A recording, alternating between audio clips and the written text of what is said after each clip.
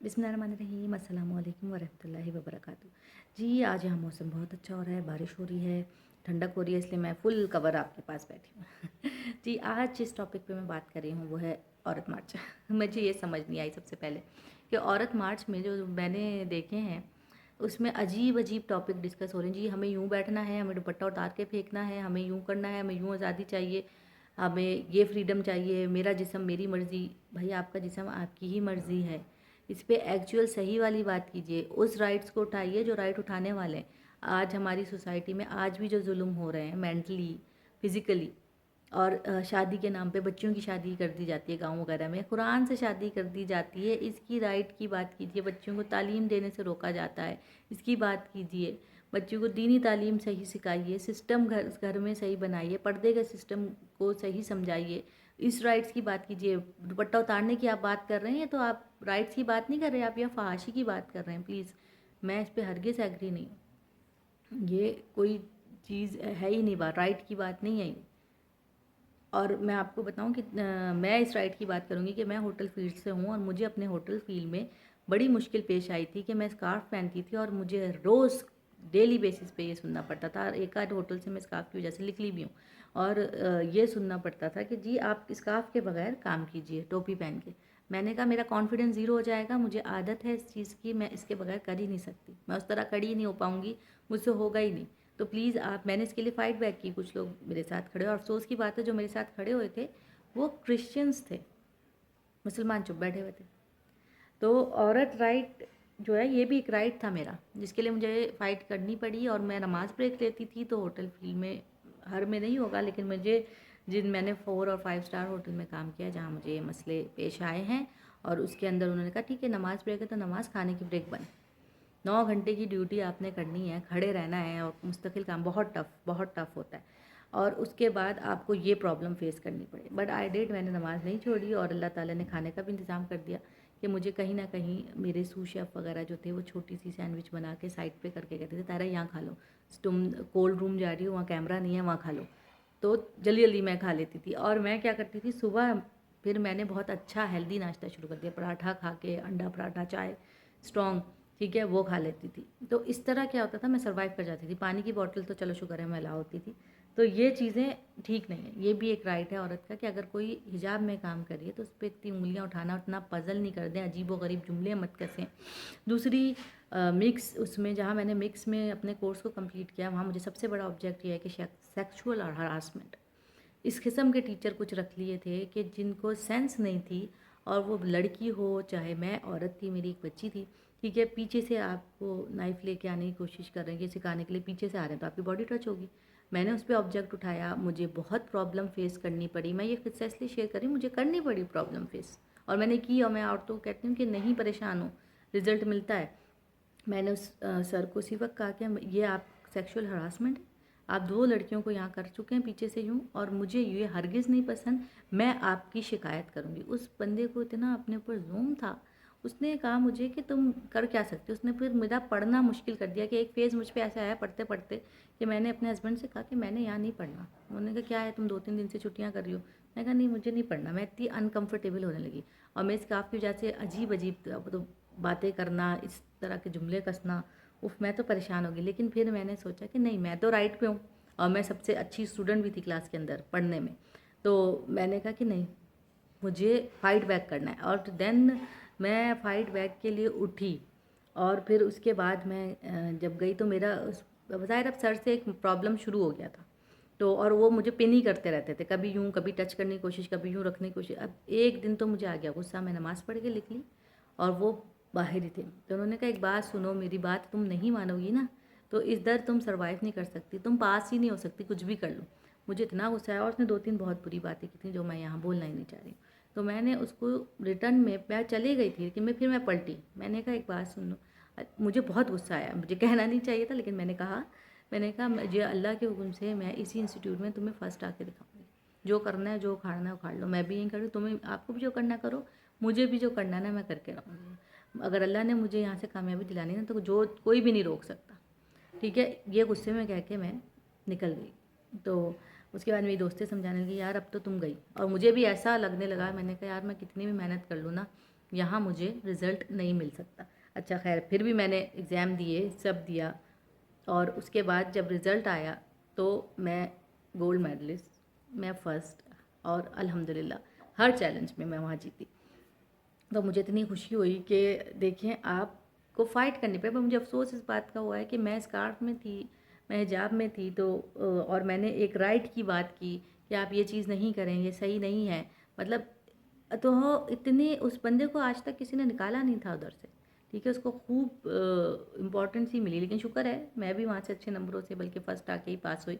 मुझे भी उन्होंने कुछ कहा नहीं, बल्कि अप्रिशिएट किया इस चीज़ पे कि नहीं, you are a strong lady और यू डिज़र्व दिस, कि आपका पेपर भी अच्छा था, आपका प्रैक्टिकल वर्क भी अच्छा था, तो हम कहीं से आपका नंबर काट नहीं सके चाहते हुए भी। तो देखिए, जहाँ अल्लाह ने आपको कामयाब कराना है ना, वहाँ कराता भी। आपको अपने राइट, सही वाले राइट सही तरीके से लेना आना चाहिए।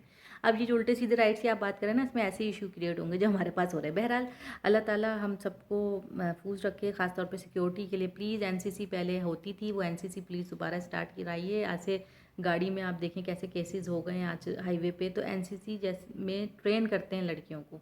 मिलिट्री, नेशनल मिलिट्री का ये क्रॉप होता है पूरा, वो ट्रेन करता है सिस्टम, ठीक है। तो उससे कम से कम हमें कुछ फ़ाइट करना, कुछ तो आएगा ना, कुछ ट्रेनिंग तो मिलेगी, तो उसको स्टार्ट कराइए। यहाँ पाकिस्तान में बहुत ज़रूरत है, बहुत भेड़िए फिर रहे हैं, औरतों के लिए बहुत मुश्किल हो जाता है सर्वाइव करना। तो please please please security system पे भी, और दीन में जो राइट्स दिए हुए हैं, बहुत मैं मुबारकबाद उनको देती हूँ जो इस्लामिक कुछ तंजीमें हैं जिन्होंने बहुत अच्छे औरत राइट पे बात की है, और कीप इट अप।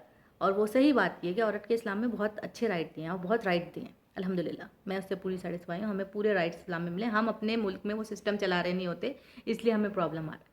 हमें हिजाब में गाड़ी चलाने की भी अल्हम्दुलिल्लाह इजाज़त है, हमें जॉब करने की भी अल्हम्दुलिल्लाह इजाज़त है, और ऐसा कोई दकियानूसी इस्लाम नहीं है। इस्लाम को प्रॉपर्ली पढ़िए, राइट्स को प्रॉपर्ली देखिए, कहाँ किधर कैसे। हमें इस निकाह के अंदर भी राइट है कि महर में हमारे क्या हक़ है, और हमारा जो अगर हक़ किसी वजह से आपकी नहीं बनती तो हमें पूरा राइट है कि हम अलहदा हो सकते हैं, हमारे लिए पूरे राइट्स हैं। उसके बाद अगर कोई निकाह करना चाहती है तो उसको भी पूरे राइट्स हैं। तो कोई चीज़ इतनी मुश्किल मत बनाइए, बहुत सारे राइट्स हमारे पास है। एजुकेशन तो हदीस है कि मुसलमान मर्द और औरत पे फ़र्ज़ है, तो हम कैसे बोल सकते हैं कि हमें एजुकेटेड नहीं करना औरत को। घरगृहस्थी तो उसकी गुट्टी में है। घरगृहस्थी अल्लाह ने हमारे उसमें रखी है। जैसे आदमी ने तो हुक्मरान बनाया ना, उसको कमा के लाना और बीवी बच्चों की जिम्मेदारी अदा करनी है। बीवी आपकी कम आमदनी की वजह से आप बीवी के साथ कोऑपरेट करके कहते हैं कि तुम भी जॉब करो, और वो आप मांग नहीं सकते उससे, वो अपनी मर्ज़ी से आपका साथ दे रही है तो ठीक है, नहीं दे रही तो तब भी आप कुछ नहीं कह सकते, क्योंकि वो जो कमा रही है उस पर पूरा हक उसी का है।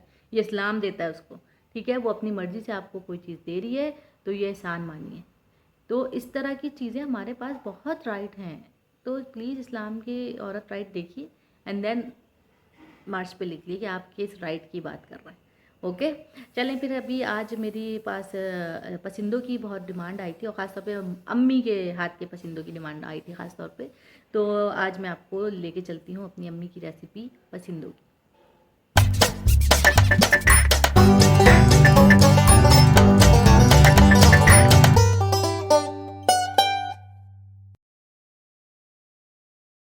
अस्सलामुअलैकुम। ये पसंदों की तरकीब आज हम आपको बता रहे हैं। ये पसंदे तकरीबन 2 पाउंड धो के काट लिए गए हैं, ठीक है। इस तरह होता है पार्चा, इस तरह बनाने। हाँ, इस तरह के पार्चे हैं ये, ठीक है, इस तरह के बनवाने। अब हम सबसे पहले क्या करेंगे कि ये 2.5 कप तेल लेंगे और इसमें डाल देंगे।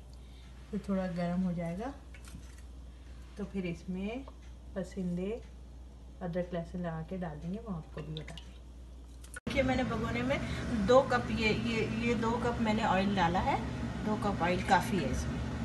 अब इसके बाद ये तेल थोड़ा गर्म हो गया। अब मैंने 3 चम्मच मैंने जो है ना, टीस्पून जो है ना, ये अदरक लहसुन का पेस्ट लिया है। और क्या कहते हैं, 2.5 चम्मच जो है ना, ये मैंने अदरक का पेस्ट लिया है। अब मैं ये इसमें डाल दूँ।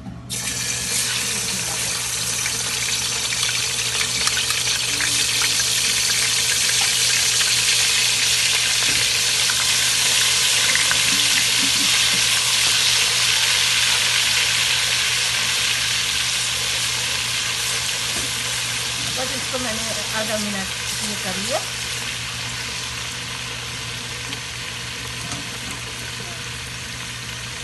अब मैं इसमें ये पसंदे डाल दूँगी इसमें।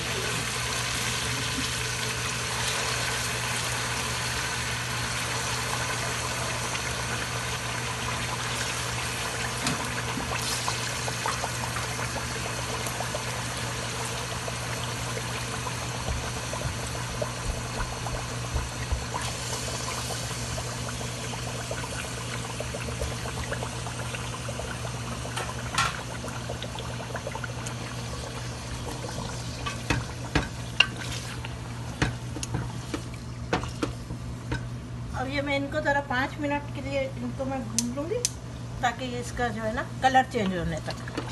फिर मैं इसमें एक कप पानी डालूँगी गलने के लिए छोड़ दूँगी। बाकी चीज़ें मैं फिर ये 1 घंटा गलेंगे या 50-40 मिनट में गल जाएंगे। उसके बाद फिर मैं वापस आके आपको बताती हूँ क्या क्या चीज़ें डले। हाँ, अब देखें इसका कलर चेंज हो गया ना। अब हम इसमें 1 मग पानी डाल रहे हैं, ये 1 कप पानी डाल रहे हैं। इसमें ये जो है ना 40 मिनट में गल जाएंगे। जब धीमी आंच पे रखेंगे, तेज़ नहीं रखेंगे आंच। फिर हम इसके बाद आके आपको बताते हैं, ठीक है? ओके, बस ये इतने पानी में 40 मिनट में गल जाएंगे। हेलो, अस्सलाम वालेकुम। ये देखिए, अब ये मैंने मसाले हैं ये जो डलेंगे, ये आप देखें।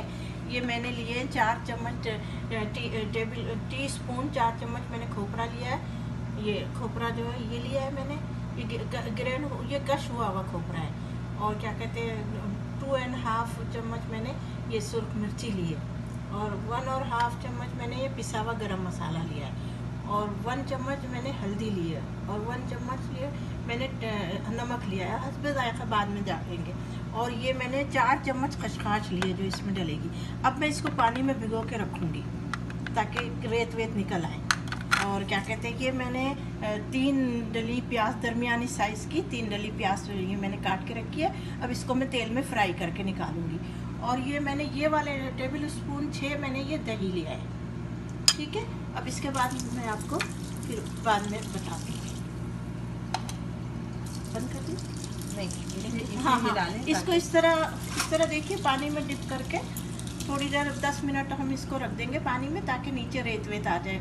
फिर इसको हम निकाल लेंगे। नीचे रेत रह जाएगी, इस तरह हम उसको साफ कर लेंगे, ठीक है? कोई थी ना, तो उसको मैंने फिर छान लिया खसखस को और पानी निकाल लिया उसको। और ये फिर ये खसखस गीली हो जाती है ना, तो इसको भूनने के लिए तवे पे मैंने जो है ना इसको इस तरह भून रही हूँ। आप भी इस तरह भून लीजिए। बस ये इसी तरह मैंने खोपरे को भी भून लिया, तो जो दिखाया था ना आपको, तो खोपरा भी मैंने भून के निकाल लिया।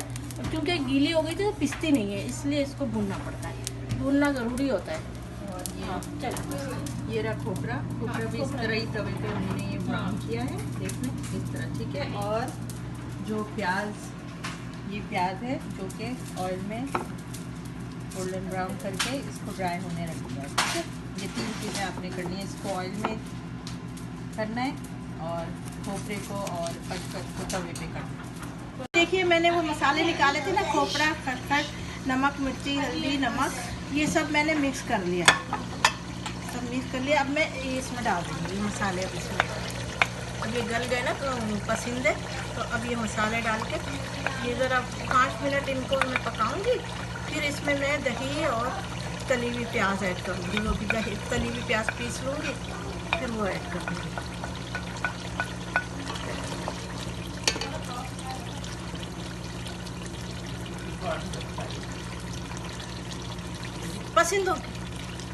पसंदे बन रहे ना जी।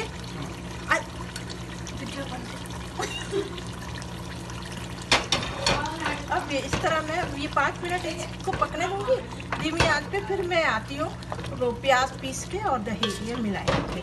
चलो देखिए, मैंने प्याज जो तली हुई थी ना उसको ग्राइंड कर लिया, पीस लिया। तो ये ज़रा 2 चम्मच दही डाल के मैंने इसको पीसा है, तो ये इस तरह महीन हो गई। अब मैं ये ऐड करूँगी दही। कहाँ दही?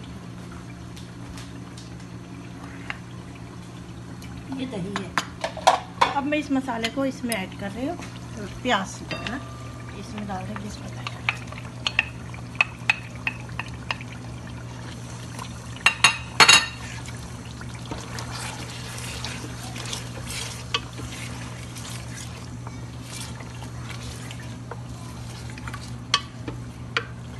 बहुत पसंद है मेरे, गल गए हैं ज़्यादा।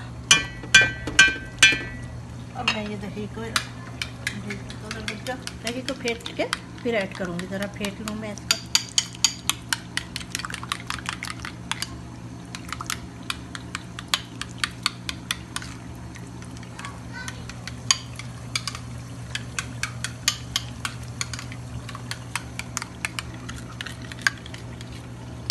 अब ये मैं दही इसमें डाल दिया मैंने।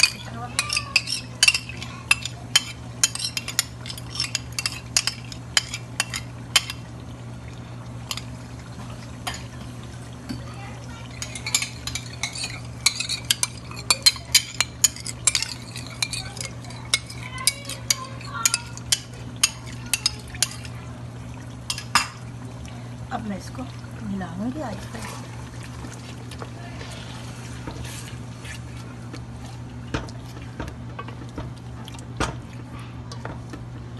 अभी मैं इसको मिलाने के बाद जो है ना 4-5 हरी मिर्चियाँ डालूंगी इसमें।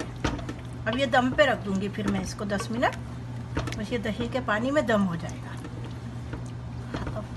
कोई इसमें पानी वानी नहीं डलता, ये दही का ही पानी छूटेगा तो बस 10 मिनट में ये तैयार हो जाएगा धीमी आंच पे। अब ये दम हो रहे हैं समझो पसंद है। ये दही हरी मिर्ची, हाँ हरी मिर्चें डालूंगी इसमें मैं। बस ये 10 मिनट में इसको रखूंगी हरी मिर्चें डाल के। ये मैं देखें 4 हरी मिर्चियाँ मैं इसमें ऐड करूँगी। 4 हरी मिर्चियाँ डाल दी। बस अब मैं इसको ढक्कन ढक के रख दूँगी। 10 मिनट बाद ढक्कन खोलूँगी। बस ये भी दम हो रहे हैं, फिर रेडी हो जाएंगे। 10 मिनट बाद हम खोलते हैं। कि अब मैंने ये ना पसंदीदा डिश आउट कर लिए हैं। ये इस तरह बन के तैयार हो गए हैं। हाँ बस आप ये नान से, रोटी से, चावल से, बघारे चावल से, सादे चावल से सबसे खा सकते हैं। ज़रूर ट्राई कीजिए।